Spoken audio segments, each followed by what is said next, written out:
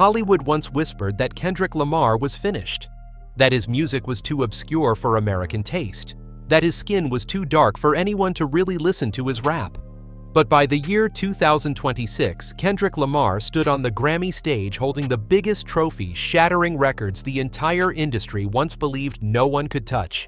And then he did something that confused Hollywood even more than the victory itself.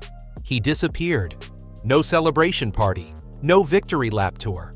Just a closed gate in Brentwood, where an estate worth more than $40 million lies quietly among tall trees. No paparazzi, no Instagram. No one knows how he lives inside. A child who crawled out of the slums. A rapper once burdened with the responsibility of speaking for an entire generation. And today, a man powerful enough to no longer appear and still keep winning. How rich is Kendrick Lamar? Why did he choose silence instead of spectacle? Step straight into the world behind that $40 million gate. Watch until the end. Because this is not just a story about money, but a story about power survival, and a man who redefined what it means to stand at the top. Origin story: a child of Compton. Kendrick Lamar Duckworth was born on June 17, 1987 in Compton, California. The name Kendrick was not a random choice. It was taken from Eddie Kendricks of The Temptations, a quiet wish from his parents that wherever this child grew up, music would still run in his blood. His father, Kenneth "Kenny" Duckworth, was a manual laborer. His mother, Paula Oliver, worked as a hairstylist. They left Chicago for Compton not to chase glory, but to escape a gang culture they knew all too well. Ironically, Compton was a place where violence did not need to knock. It was right outside the window. Kendrick's childhood was not filled with neatly arranged memories. His family lived in public housing, relied on food stamps, and at times did not even have stable shelter. It was the kind of childhood shaped by constant insecurity. Not a lack of toys, but a lack of certainty about tomorrow. Kendrick had 3 younger siblings, and in a household that crowded survival, always came before dreaming. Stories about artistic ambition were not dinner table conversation. Kendrick was a good student, but a quiet one. He had a stutter, and silence became a reflex. In an environment where words could lead to trouble, silence was a form of self-defense. But silence did not mean emptiness. Kendrick began to write. At first, short stories, fragmented poems, unnamed thoughts. 7th grade became a turning point. His teacher, Mr. Ng, did not teach him how to write poetry the right way, but how to use words to see the world from multiple angles. For Kendrick, it felt like being handed a new tool. Instead of reacting with anger or violence, he could put everything on paper and look back at it. Compton did not allow children to dream for long. Kendrick witnessed gang violence and police brutality from a very young age. Those images did not fade with time. They sank deep and resurfaced without warning. Kendrick never called it trauma. He simply said he needed to write, to organize the chaos in his head, to understand why some days people never made it home, to give order to things that otherwise made no sense. When his writing began to turn into rap lyrics, Kendrick's parents were not entirely comfortable. Some lines carried rough language that surprised them, but they never stopped him from writing. Perhaps they understood that taking away the pen would mean taking away the one thing that kept their son standing. Kendrick once said that writing gives emotions a shape. Once they have a shape, they stop swallowing you whole. In high school, Kendrick took the name K-Dot and began performing. No big stages, no spotlights, just rapping for friends and people in the neighborhood. At the same time came his first real encounters with the police. Kendrick was never a gang member, but he associated with people who were not clean. At one point, police suspected him of involvement in a local incident. His parents kicked him out of the house for 2 days, not out of hatred, but out of fear. Fear that their son was slipping too far, that one more step would make him impossible to pull back. Those 2 days were not long, but they were enough for Kendrick to understand one thing. No one saves you unless you choose yourself. Those experiences did not turn him into a rebel, but into an observer. Kendrick began to see life around him as a chain of causes and consequences. Who chose which path, why they ended up there, and what price they paid. Years later, when people listen to his music and say it feels like a movie, they forget that this film was shot very early on. back when Kendrick was still a quiet child in Compton, learning to survive through words. The rise from K-Dot to hip-hop's trust. Before the name Kendrick Lamar appeared on magazine covers, there was K-Dot rapping like he was keeping a diary. No showmanship, no shock tactics. His early mixtapes were recorded with limited resources, but the lyrics were dense with lived experience. Kendrick did not tell stories to impress. He told them because if he did not, the memories would find their own way out. Listening to K-Dot back then felt like secretly reading the notebook of a child who grew up too fast, who knew too much too soon. What set Kendrick apart from the wave of young rappers at the time was not his image. He did not try to look dangerous, nor did he polish himself into a street icon. What caught Top Dawg's attention was discipline. Kendrick showed up to the studio on time, rewrote verses until they felt precise, and constantly questioned the meaning behind every line. For an independent label searching for a long-term voice, that was a sign of someone who could go far. Not because he was the best rapper, but because he knew exactly what he was saying and why he needed to say it. When Kendrick entered his studio album phase, the rhythm changed. Good Kid, MAAD City did not feel like a typical entertainment product. It felt like a moral map drawn from memory. The album neither romanticized Compton nor exploited tragedy for sympathy. It placed the listener in the shoes of a good kid constantly facing right and wrong choices in an environment that does not allow innocence to last. Many listeners realized they had been there too, even if they were not born in Compton. That was the rare moment Kendrick reached. He told a deeply personal story, but the feeling was universal. After that album, the way people spoke about Kendrick changed. He was no longer just a promising rapper. He was called the storyteller of the West Coast. Not in a nostalgic sense, but in a generational one. Kendrick did not imitate those before him. He conversed with them. He questioned legacy violence, masculinity, and the responsibility of the survivor. Those questions made his music challenging but unforgettable. And in an industry that often prioritizes the new and the fast, being unforgettable is a form of power. This was also when Hollywood and the media began to place their bets. Kendrick was labeled the future of rap, the voice of a generation trying to talk to itself. But that label carried pressure. When you are called the future, every step is scrutinized. Kendrick stepped into the spotlight with quiet pride, holding on to the belief that hip-hop could still be a space for thought, not just consumption. And for a brief moment, that belief became shared. The infamous Villa Empire. The Brentwood estate, over $40 million. A fortress behind the spotlight. The cornerstone of Kendrick's entire real estate portfolio sits in Brentwood, Los Angeles. The reported purchase price was just over $40 million, with some sources placing it around $42 million. The home spans roughly 16,000 square feet, set on nearly 1 acre of land. The numbers alone sound massive, but what truly caught the attention of the real estate world was not the price or the size. The most striking feature is the level of privacy. Brentwood is already a neighborhood for people who do not need to prove who they are. But this house goes even further. A sealed gate, tall trees, a deep setback from the main road, almost no direct line of sight from the outside. This is not the kind of home meant for strangers to stop and take pictures. It is designed so that the person inside never has to think about the outside world.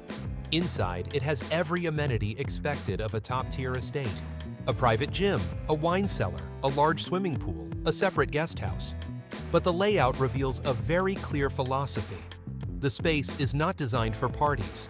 There are no signs of a home meant to host crowds or serve as a social hub. Everything is organized like a mental fortress, a place large enough for a family to live comfortably and secluded enough for the owner to disappear when needed. Placed in the context of Kendrick just becoming a Grammy record holder, this choice means more than a real estate transaction. It feels like a silent statement. When the world wants to look at him more than ever, he chooses to build a space where no one can see him. Bel-Air, the peak of old money taste. Before purchasing Brentwood, Kendrick already owned a home in Bel-Air, valued at nearly $16 million. If Brentwood is a fortress, Bel-Air is a test of taste. Mid-century modern design, clean lines, no display of expensive materials. No shining marble, no palace-like ceilings. This is the kind of house architects describe as quiet, but expensive. Bel-Air is not for the newly rich. It is for those who want to live as if they have been comfortable with wealth for a very long time. Kendrick's choice of this neighborhood, and then this style says, a great deal. He did not buy a house to send a signal that I have made it. He bought a house to match a lifestyle where money no longer needs to be proven. The Bel-Air home reinforces a key trait in Kendrick's profile. He does not buy property on impulse, not as a reward for a successful album. Each home is chosen with a long-term mindset. They function more like shelters than stages. Manhattan Beach close to the ocean without showing it off. Another very Kendrick choice is his home in Manhattan Beach, valued at nearly $10 million purchased off-market. Manhattan Beach usually evokes images of ocean views, sunlight, and performative living. But this home does not follow that direction. It is near the water, but it is not a villa designed to show off the ocean. This choice clearly reflects the owner's mindset. Kendrick wants proximity to nature, but still maintains distance. He does not need to wake up every morning staring at waves to prove he is living well. This home feels like a pause, a place to breathe, not a place to perform. Buying off-market is not a small detail either. It shows Kendrick has no interest in the attention that comes with headline-making transactions. Even when buying a home, he chooses the quietest path possible. New York penthouse perspective. Over center stage, beyond California. Kendrick also owns a penthouse at Pier House in Brooklyn, valued at over $8 million. From there, one can look directly out over Brooklyn Bridge Park and the Manhattan skyline. The view is rare. But the more interesting detail is the location. Kendrick did not choose Manhattan. He chose Brooklyn. That decision carries symbolic weight. Brooklyn allows you to look into the cultural power center of New York without being forced to live inside it. For an artist, it is an ideal observation point. You can see every movement without being consumed by the relentless pace. This penthouse feels more like an observation tower than a symbol of wealth. It serves the act of seeing, thinking, and maintaining distance. Exactly how Kendrick has always approached the world. The Billion Dong Ride. In a world where rappers measure status by the number of supercars and the roar of exhausts on the street, Kendrick Lamar attaching his image to a 1987 Buick GNX is a near absolute reversal of expectations. This is not only the rare vehicle that has been reliably confirmed as his, it is the car that says the most about how he sees the world and how he defines power. The Buick GNX was released in 1987, with only 547 units produced worldwide. From that number alone, GNX was never meant to be a mass-market vehicle. But what is interesting is that visually, GNX does not try to look special. Boxy design, almost emotionless black paint, no luxury branding, no polished curves. Placed next to Ferraris or Lamborghinis of the same era, GNX looks out of place. And that is exactly where Kendrick's philosophy begins to show. Technically, GNX was once considered the silent monster of late 1980s America. A turbocharged V6 engine acceleration strong enough to make many European cars of the time cautious. But Buick never marketed it as a flashy speed icon. GNX was a quiet strike. No shouting, just showing up at the right moment. The way GNX exists mirrors the way Kendrick makes music.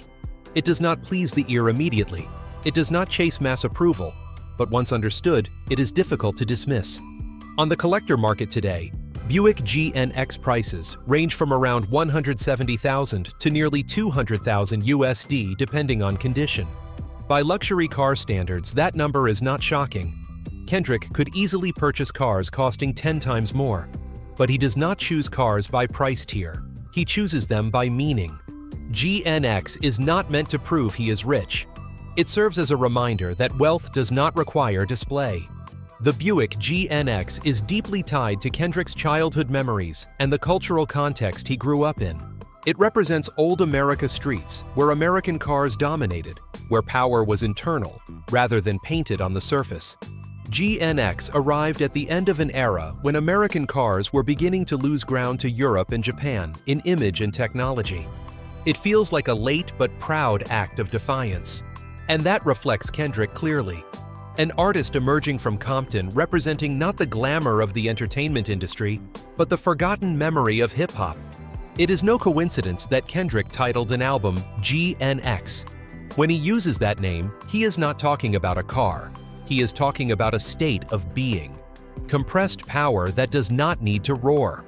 Value that exists regardless of whether others recognize it.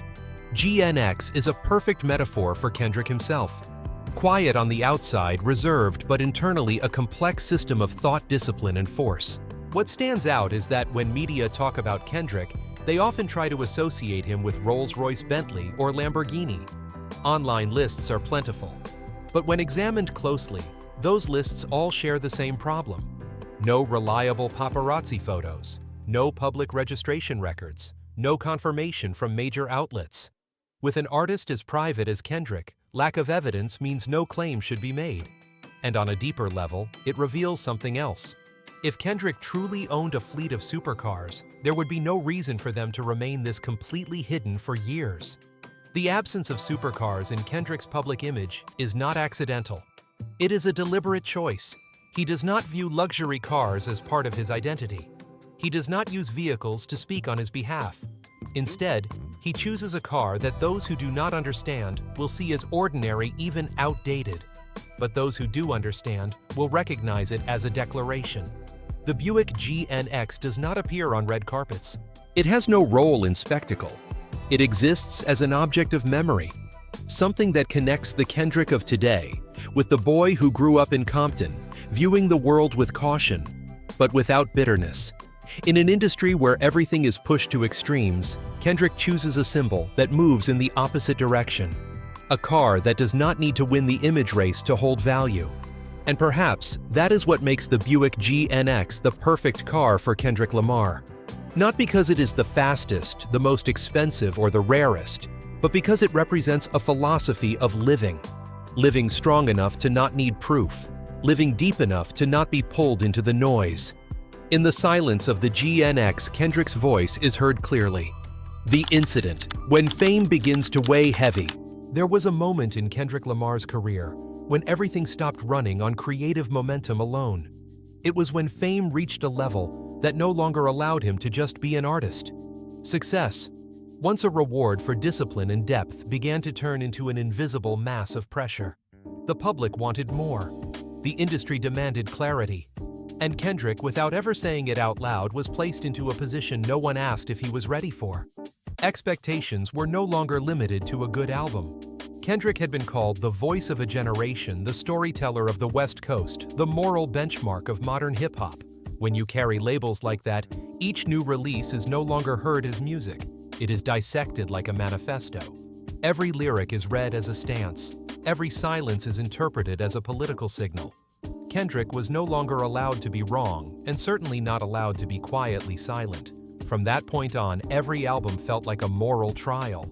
Not because he caused scandals, but because people expected him to answer society's questions on their behalf. Violence, racism, artistic responsibility, the role of celebrities. Kendrick was pulled into the center of it all, even though he never declared that he wanted to stand there. The subtlety that once earned him respect now became the excuse for others to demand clearer, more definitive answers. That pressure was not loud. It did not arrive through direct criticism. It came through constant expectation. A kind of pressure that makes you feel that if you step off rhythm by even a fraction, you will disappoint someone.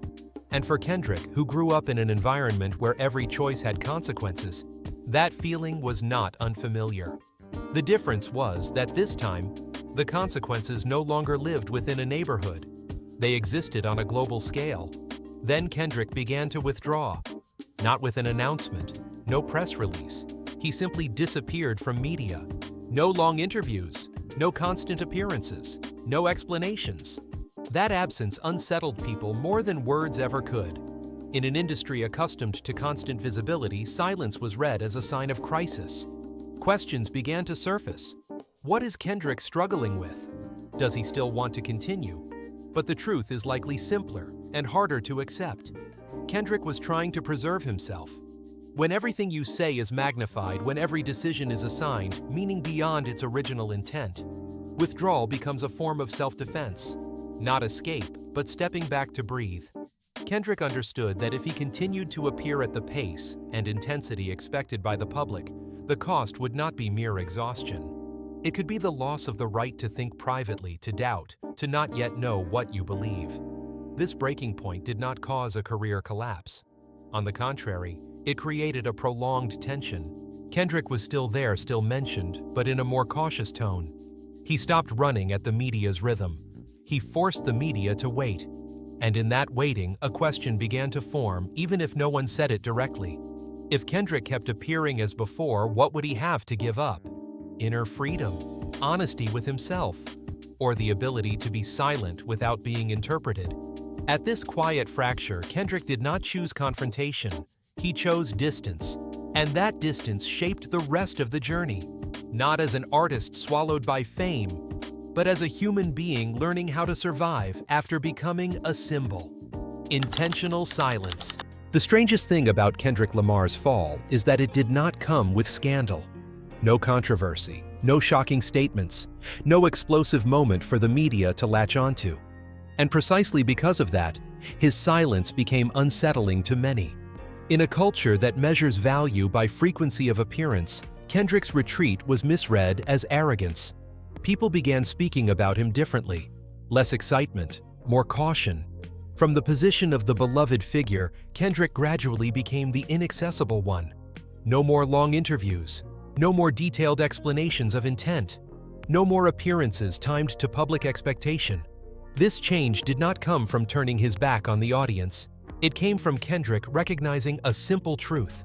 When every word is overinterpreted, silence is sometimes the only way to keep your thoughts from being distorted. The decision to leave Top Dog Entertainment and establish PG Lang confused many people. From the outside, it looked like an inexplicable separation. Top Dog was where Kendrick grew, where his career was shaped. But looking deeper, this was not an act of rejecting the past. It was an attempt to reclaim control of the present.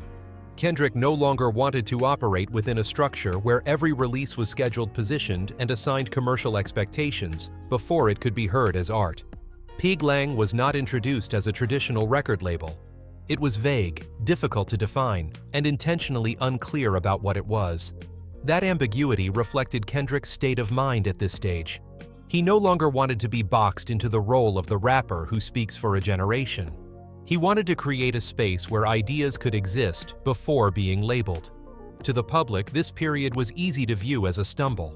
Not because Kendrick failed, but because he no longer showed up in familiar ways. But to him, this was a necessary retreat, a step back to avoid being consumed by fame he never actively asked for. Kendrick understood that if he continued maintaining the image of the one who must always be right, he would gradually lose the right to doubt, to be wrong, to change. This intentional silence did not carry the tone of escape. It was selective. Kendrick was still working, still creating, but no longer sharing everything. He kept parts of himself private as a form of preservation. And in an industry that often treats artists as endlessly exploitable assets, that choice was easily misunderstood as distance. But Kendrick's fall was not a collapse. It was a period of restructuring.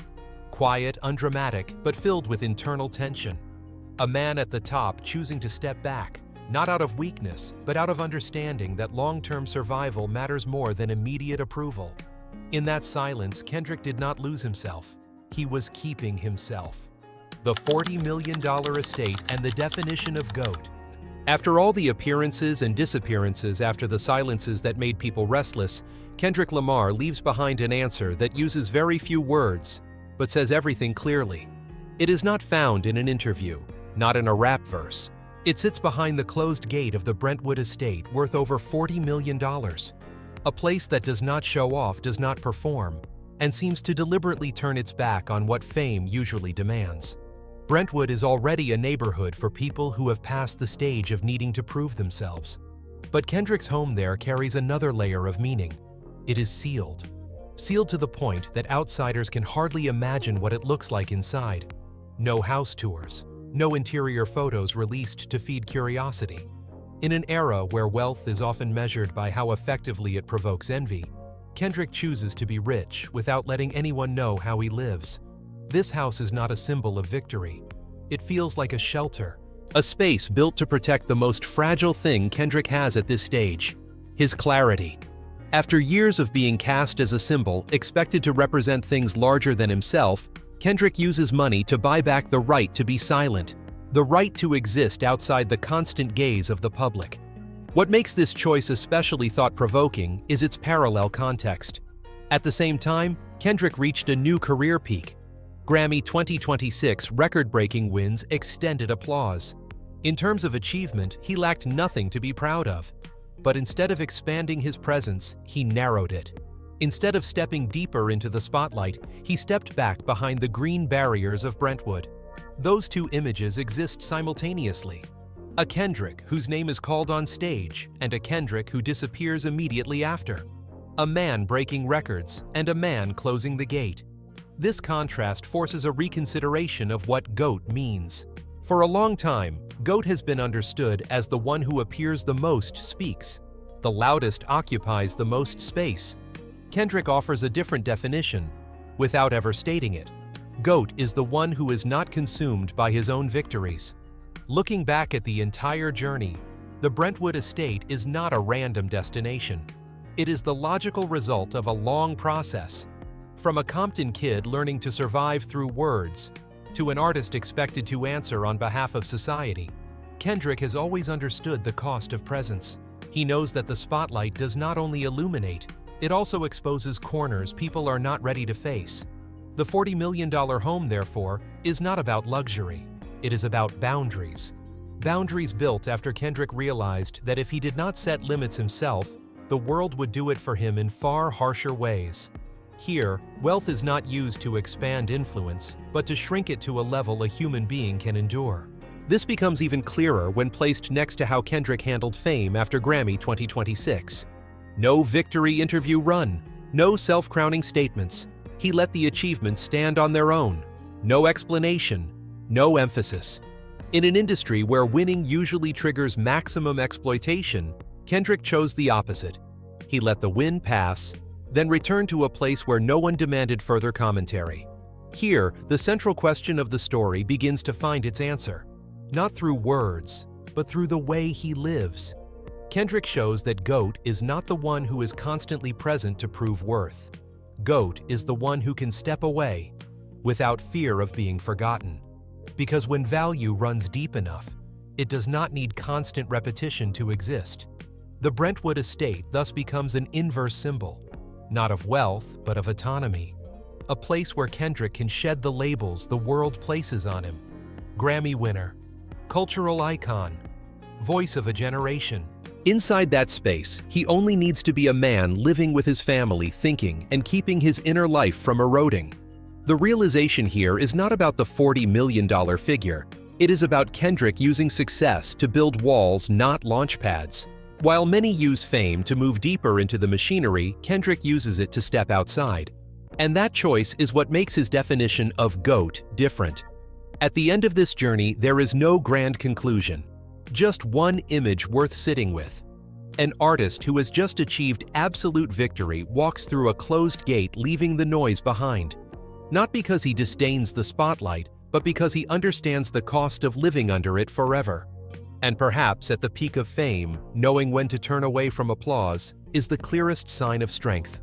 We encourage viewers to approach the content with an open mind, critical thinking, and to always cross-reference with multiple sources in order to form their own perspective. That's the reality of the game. Fame always comes with a price. If you vibe with the content and want the real uncut stories, go ahead and smash that like button and subscribe to the Black Vault.